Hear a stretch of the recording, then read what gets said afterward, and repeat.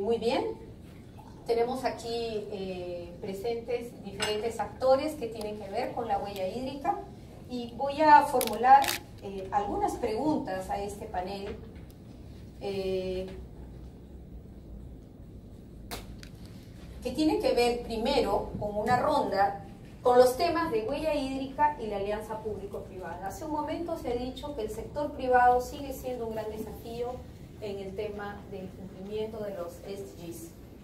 Y específicamente en el tema de huella hídrica, mi primera pregunta va para Kenneth. Kenneth, ¿qué llevó a la cooperación desarrollar este instrumento tan interesante y tan difundido ahora ya en varios países, que ha involucrado tanto al sector público, y aquí tenemos sentado a la Autoridad Nacional del Agua, como también al sector privado, como el caso de Hora Azul, en la reducción de los impactos del agua por consumo y contaminación en los procesos de producción? Gracias, Cesarina, por la pregunta. Y también es... Perdón, solamente decir que por favor seamos breves. Por cualquier tiempo, así me queda corto. Pero en realidad, bueno, contarle que hace un par de años estoy ya en la cooperación suiza y de hecho ya conozco parte de la historia y en muchas conversaciones también el por qué Suiza está tan interesada en trabajar los temas de agua. Y bueno, ellos han afrontado también problemas de contaminación como nosotros, aunque actualmente ya casi no los percibimos en el país. Eso es una de las razones por la cual también Suiza está impulsando estos procesos de trabajo también en la gestión del agua. Otro de los temas también es que gran parte de la economía suiza trabaja, digamos, con productos importados que generan una huella hídrica de agua importada. Más del 80% de la huella hídrica es agua importada en el caso de Suiza.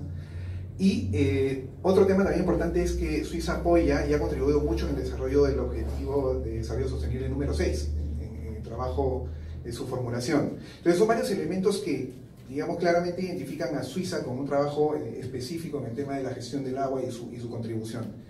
En el marco del proyecto, que ya está en una segunda etapa, aquí en el caso de Perú y Chile, en Colombia una tercera etapa de trabajo, uno de los procesos importantes ha sido el involucramiento también con el sector público, con una alianza también con nuestras autoridades. Particularmente en el caso de Perú tenemos una alianza importante con la Autoridad Nacional del Agua, con quienes también se generó un instrumento muy interesante denominado el certificado azul, que seguramente en un momento nos va a explicar.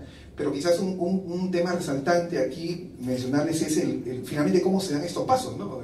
Digamos, está la voluntad también de parte de la cooperación de apoyar, pero también si no está la voluntad de la otra parte no es posible desarrollar un proyecto, ¿no?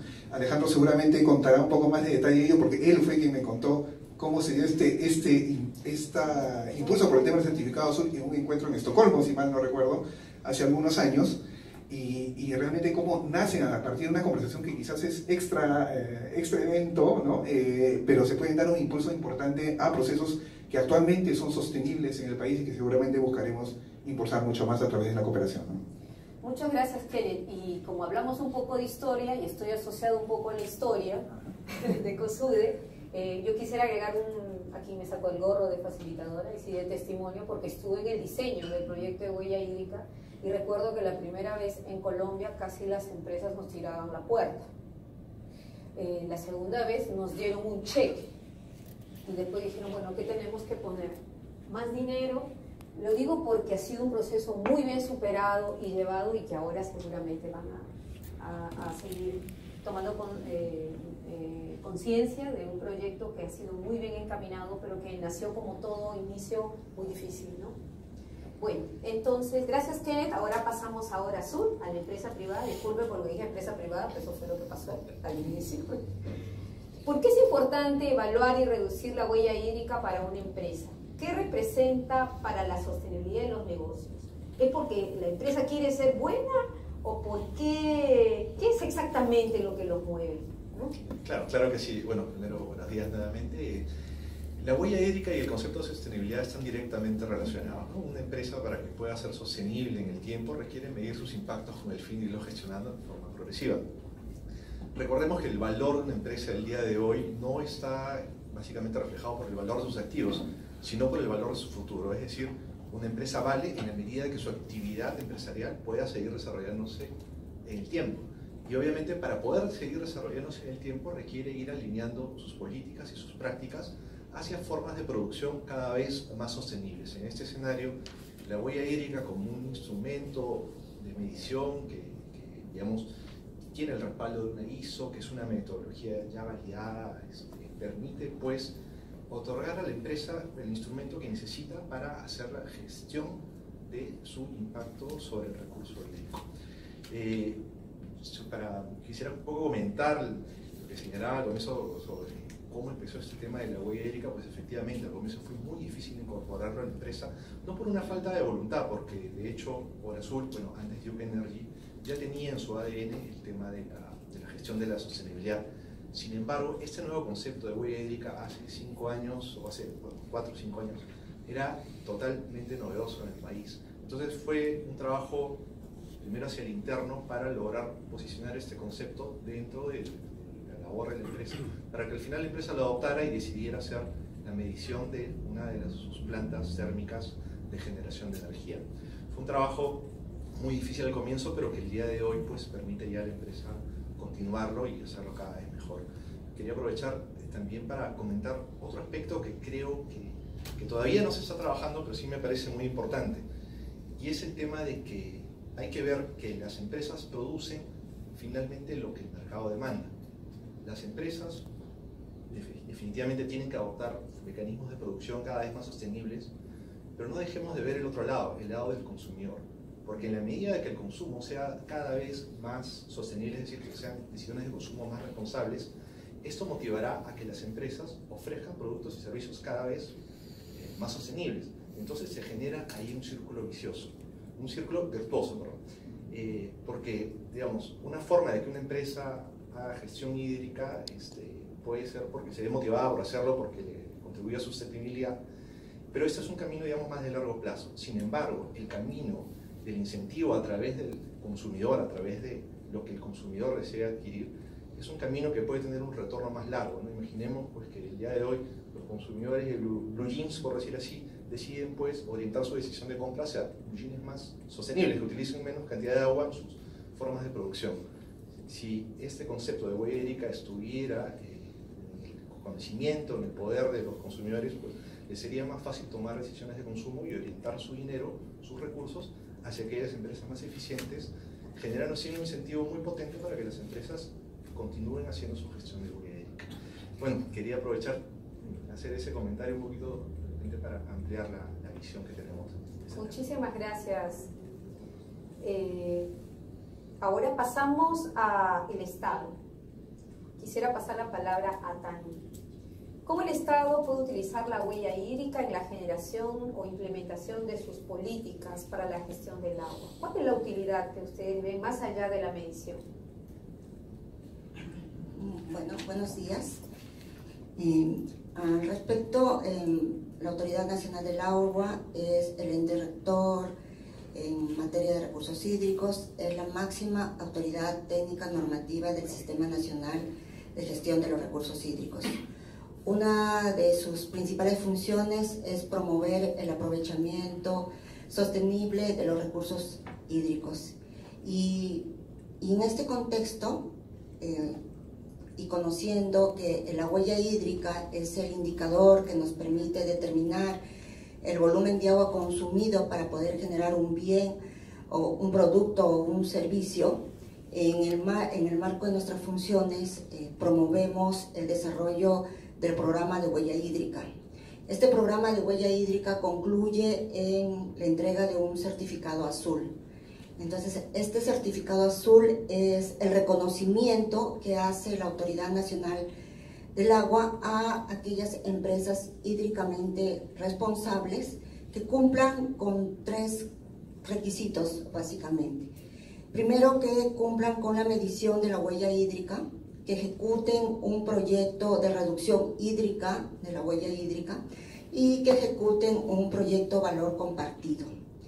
Con la medición de la huella hídrica estamos promoviendo, estamos impulsando que las empresas tomen conciencia del volumen de agua que consumen. Con la ejecución del proyecto de reducción hídrica buscamos que las empresas ejecuten acciones que me permitan reducir los volúmenes de agua a través de diferentes acciones en busca de la eficiencia hídrica dentro de sus procesos, que mejoren la calidad del agua de reuso, la agua servida, y con ello nosotros estamos promoviendo que haya una mayor disponibilidad hídrica. Con el proyecto de valor compartido, este proyecto ejecuta la empresa en la cuenca donde trabaja y que promueve la participación de los usuarios de agua a través de diferentes acciones, ¿no? Pueden mejorar la oferta de agua, pueden mejorar la calidad de agua. Hay diferentes acciones con las que hacemos participativo a los usuarios en la gestión del agua. Con la ejecución del programa de huella hídrica, nosotros hemos logrado, por ejemplo, en un año reducir algo de 96.000 metros cúbicos de agua. También han habido beneficiarios, ¿no? Beneficiarios que toman conciencia con respecto al uso del agua, y hay algo de más de 20.000 personas indirectamente que se ven beneficiadas con este proyecto. Entonces creemos que a través de la impulsión de la huella hídrica nosotros hacemos que desde las empresas fortalezcamos la conciencia por el uso del agua. Muchas gracias. Muchas gracias, Tania. Ahora pasamos a Agua Limpia. Alejandro. Alejandro, Agua Limpia viene siendo el ejecutor ya en primera y ahora segunda fase de huella hídrica en el caso de Perú. Hemos dicho que al inicio ha sido muy difícil difundir este concepto como toda idea nueva, y más aún un recurso que es escaso. ¿Cómo han motivado a las empresas para ser parte de estos procesos? Breve, por favor. Fue un proceso no complicado, pero que sí tomó cierto tiempo, ¿no? Yo creo que, bueno, ahora puedo decir que Alejandro, Tania, son personas bastante cercanas porque hemos vivido todo este proceso, además de todo un grupo de personas que dentro de las empresas y dentro del Estado ya venimos participando en el proceso, pero todo empezó con un proceso transparente, ¿no? Y en ese sentido el tema de huella hídrica es un instrumento que nos permite ver algo que no veíamos antes, ¿no? La empresa siempre veía el tema del agua como el agua que entraba, la del medidor, y pensaba que esa era la única forma de asociarse a agua como empresa. Pero cuando le dijimos a una empresa de cemento que el agua era importante, en vez de enemiga porque destruye su producto, agua y cemento en realidad se malograría, pero que vea el agua un poco más allá, entonces empezó a entender y abrir la mente, y a través de ese instrumento transparente se empezó a generar una relación de confianza, ¿no? Ok, me estás enseñando algo que no sabía, me estás enseñando que puedo ser más vulnerable de lo que creía en términos hídricos. Entonces esa confianza lo que genera es un siguiente paso, que es el compromiso, que es lo que tú decías. Ok, ahora yo como empresa veo que puedo hacer algo más. Ya he hecho muchas cosas, dice la empresa privada. Que entienda que uno no se ha hecho todo, que siempre hay desafíos hacia adelante. Fue importante, y el marco del proyecto de Certificado Sur con la ANA daba ese espacio para ese compromiso, transformarlo en una acción, que es lo que ha comentado Tania, ¿no? O sea, llevar a la empresa a asumir un compromiso, una promesa, y ejecutar acción, tanto adentro de la empresa, ¿no? Mejorando sus procesos, sus ingresos, sus salidas de agua, pero también hacia afuera de la empresa y actuar con la comunidad. Es algo que a muchas empresas no les es ajeno, pero que en este caso la iniciativa permite que ya no sea una empresa que hace una cosa, sino sea un grupo de empresas que trabajan de forma asociada con el Estado. Y ahí creo que está el gran desafío, es decir, cómo en conjunto asociamos una acción local a lo que poníamos en pantalla con los ODS, ¿no? Cómo lograr esa vinculación. Creo que ese es el proceso y el camino, que tomó algún tiempo, ahora es mucho más ágil, ahora las empresas llaman a decir cómo puedo participar, y creo que es una de las cosas más interesantes del proceso. Muchas gracias, Alejandro, interesante. Ahora nos vamos a Colombia. ¿Por qué ese interés de las empresas, por ejemplo, con las que trabajan en Colombia, de participar en la gestión del agua en el territorio? ¿Cómo es el tema ahí? ¿Cómo se lidia con el conflicto? Bueno, el proceso que, digamos, nos acaban de comentar de cómo ha sido en Perú es algo similar a cómo se desarrolló el proyecto en Colombia. Entonces, digamos, hay un componentes. El proyecto se llama El agua nos une y tiene un componente de medición de huella hídrica que se complementa con acciones de gestión del agua en el territorio, que sería el símil con el proyecto de valor compartido. Y esto obedece a una evolución, digamos, de la empresa, de su relacionamiento con la comunidad, ¿no? No solamente me estoy preocupando por mi negocio, sino que ya ahora pienso en términos de desarrollo sostenible, pienso en el futuro y qué implicaciones tiene de mejorar mi sistema de producción de mi negocio, pero también cómo me relaciono con la comunidad. O sea, para mí es importante como empresa cómo están no solamente mis empleados, sino la comunidad aledaña. Y en términos de agua, no solamente me voy a preocupar por cómo estoy yo usando el agua y cómo está dentro del proceso productivo, sino de dónde viene el agua que yo uso para mi proceso y cómo afecto el agua de la comunidad hacia abajo y cómo me afecta a la comunidad que me está cuidando, digamos, la cuenca del agua.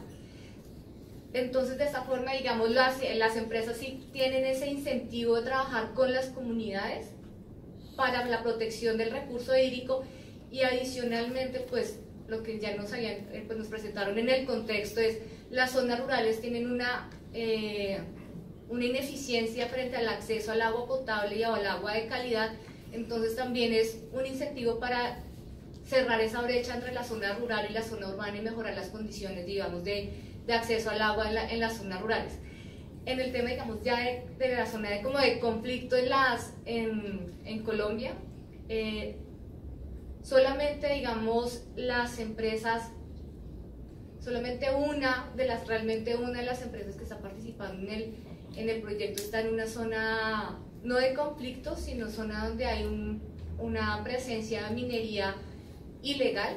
Entonces sí tienen ahí una dificultad, digamos, para relacionarse con la comunidad y entonces tienen el proyecto simplemente aprender a ser flexible de cuándo puede avanzar y cuándo tiene que frenar la implementación del proyecto. Pero digamos, ha habido una muy buena relación entre la empresa y la comunidad donde se está desarrollando los proyectos. Y yo trabajo en In Situ, que es la ONG que trabajó en la identificación de esos proyectos con la comunidad, con la empresa y digamos ya estamos haciendo el acompañamiento, digamos, en el seguimiento. Entonces, digamos, fue un tema no de simplemente decir qué proyecto hacer, sino que es un tema que se concertó con la empresa y la comunidad. Se evaluaron como las diferentes opciones de proyectos en acciones territoriales.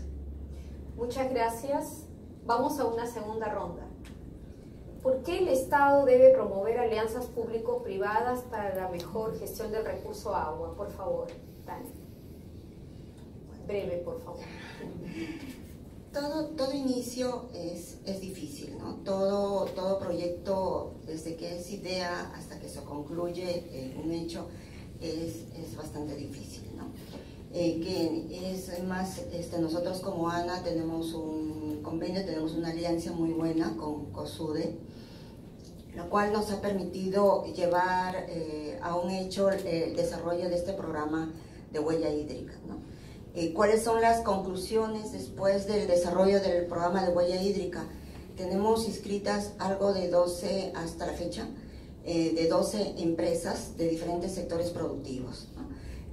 Sector minero, sector industrial, sector agroindustrial, en las cuales ya se han entregado, si no me equivoco, 6 certificados azules, los cuales estas empresas han logrado cumplir con estos proyectos, con el proyecto de reducción hídrica y con el proyecto de valor compartido, ¿no? Es importante porque a través de ellos, a través de la masificación y a través de la participación de los usuarios y a través de la inversión que ellos han logrado poner para el desarrollo de estos proyectos, de alguna y de forma directa e indirectamente nosotros estamos promoviendo la gestión de agua y el toma de conciencia sobre el uso de agua responsable que se debe dar en todos los usuarios. Gracias, Tania. Ahora pasamos a Kenneth. ¿Cómo espera la cooperación que funcione el modelo del proyecto de huella hídrica futuro? Es decir, ¿cómo se está planteando su sostenibilidad? Vamos a decir, si mañana acabamos como proyecto de cooperación suiza, ¿cómo se prevé esa sostenibilidad? Es una de las preguntas que hace poco nos formulamos también en un encuentro que tuvimos en México. porque sí, pues estamos frente a un escenario de un poco más de un año para el término de ejecución del proyecto, tanto en Perú como en Colombia.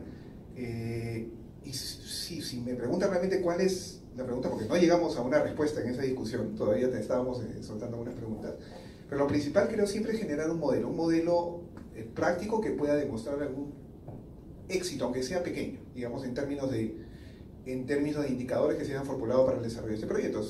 Llámese en este caso específico, por ejemplo, vamos a ir a lo puntual, metros cúbicos de agua reducidas, niveles de contaminación reducidos en el escenario.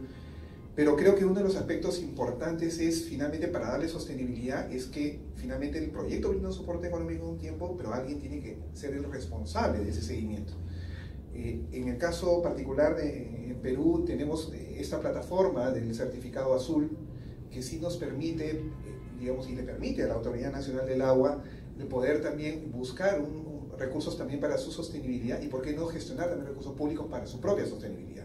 Porque uno de los esquemas también es, claro, la cooperación apoya, pero también hay que ver mecanismos digamos, de incentivos o mecanismos de apoyo económico para poder escalar este proceso, ¿no? En el caso de Chile también estamos trabajando en ese esquema, pero es otra plataforma, que son los acuerdos de producción limpia, que se trabajan a través de la Agencia de Sustentabilidad y Cambio Climático. Pero creo que esa es la forma, tratar de buscar una plataforma de impulso en la cual pueda apoyarse esta propuesta y, por supuesto, generar una actividad de cambio, ¿no? En el marco del proyecto estamos trabajando en paralelo ahora como una actividad que impulsa el trabajo con jóvenes para trabajar los temas de cambio de comportamiento. Entonces también es otra plataforma que ayuda o impulsa a estos procesos de cambio, a generar también esta necesidad de buscar esta mejora en el uso de la gestión del agua, ¿no? Gracias, Kenneth. Y ahora nuevamente volvemos a Hora Azul. ¿Cómo se espera que esta iniciativa siga funcionando en el interior de la empresa? Ya has mencionado los avances, el proceso de convencimiento, la decisión de los gerentes, la alta dirección. ¿Existe algún plan identificado ya en sus perspectivas de mediano plazo?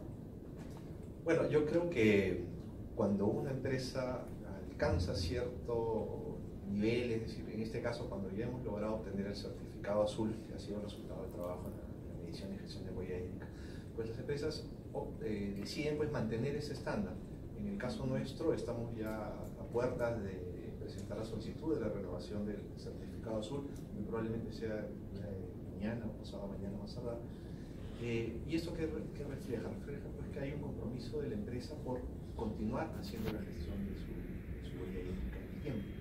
Ahora, eso no queda aquí, sino que ya la empresa, dentro de sus políticas y códigos de ética, tiene ya en blanco y negro, por decirlo así, un componente destinado, referido directamente a los impactos ambientales y a la gestión de los mismos, ¿no? Entonces, por lo tanto, pues podremos cambiar las personas, pero la empresa tiene ya en su ADN y en blanco y negro pues esta obligación, digamos, esta vocación de hacer una gestión del recurso hídrico. Ok, gracias. Y ahora, Irma, ¿cómo perciben las organizaciones comunitarias? Muy bien, explicaste en la primera ronda de esta convivencia entre las poblaciones donde también se desarrollan las empresas. Entonces, ¿cuál es esta percepción de la comunidad que participa en estas acciones territoriales, la relación con las empresas, pero también con las instituciones en general? ¿Cómo se puede mejorar ya lo avanzado y hacerlo más equitativa esa relación? Bueno, en Colombia, las organizaciones que hacen parte del proyecto con las empresas, uno podría identificar como diferentes niveles de gobernanza de su misma organización. Entonces, en algunos casos, cuando se les preguntó, porque hicimos en las primeras visitas de seguimiento, se les preguntó a las organizaciones qué podía pasar, o sea, cuál era el principal riesgo para la continuidad del proyecto. Muchas, digamos, contestaron que la empresa se fuera. Eso, por un lado, nos está evidenciando como que hay una gran dependencia al trabajo con la empresa, pero también es importante que el proyecto hace parte integral de la gestión. Digamos, como lo mencionaba, es como... tu nombre. Como lo mencionaba Alejandro, es como si está el tema de la medición de la huella y la gestión y el trabajo comunitario en la gestión de la empresa, es más fácil hacer la continuidad del proyecto. Pero si yo no tengo en cuenta que tengo que transferir un conocimiento y generar la capacidad de autosostenimiento a la organización comunitaria, ese va a ser el riesgo, que digamos que por alguna situación externa de la empresa se vaya y entonces el proyecto muere. Entonces, pero hay otras organizaciones que dicen, ya tienen la experiencia en gestionar recursos, entonces dicen, si la empresa se va, no importa, o sea, nosotros tenemos A, B, C opciones para seguir con la implementación del proyecto. Entonces sí, creo que un tema para garantizar la sostenibilidad o la replicabilidad de los proyectos es generar esas capacidades en las organizaciones comunitarias para la autogestión de sus proyectos. Muchas gracias. Y finalmente, para acabar esta segunda ronda, Alejandro, de Agua Limpia, ¿cuáles son las estrategias que sugieren para potenciar estas alianzas públicos-privadas en temas de agua? De la experiencia hay dos bien interesantes que se han logrado, ¿no? El tema de desarrollar sinergias, ¿no? Como comentaba Francisco en su exposición, a veces el Estado trabaja, bueno, y las empresas también, como compartimientos están, o sea, cada uno ve sus iniciativas, pero no se desarrollan posibilidades conjuntas. En el caso específico del tema del certificado azul, nació una sinergia con el sistema de compras del Estado del Perú, lo que es la OCE aquí, ¿no? El Estado compra bienes y servicios y el Estado en su momento buscó qué iniciativas viene haciendo el Estado mismo en otras instancias para promover responsabilidad social, el tema de enfoque de género, etc. Y en el tema ambiental identificó que el certificado azul era una interesante iniciativa que reconocía buen comportamiento relacionado con el agua en las empresas. Entonces, lo que ha dicho el organismo de contrataciones del Estado, o sea, el Estado que compra bienes y servicios, es: si una empresa tiene el certificado azul, yo a esa empresa le voy a dar un puntaje adicional en mi proceso de selección. Entonces, ¿qué es lo que está haciendo el Estado? Creando un sistema de incentivos positivos para que, digamos, de ida y vuelta, ellos como entidad ganen empresas que están teniendo buen comportamiento ambiental, a la vez que promueven que se sumen más empresas a esta iniciativa del certificado azul.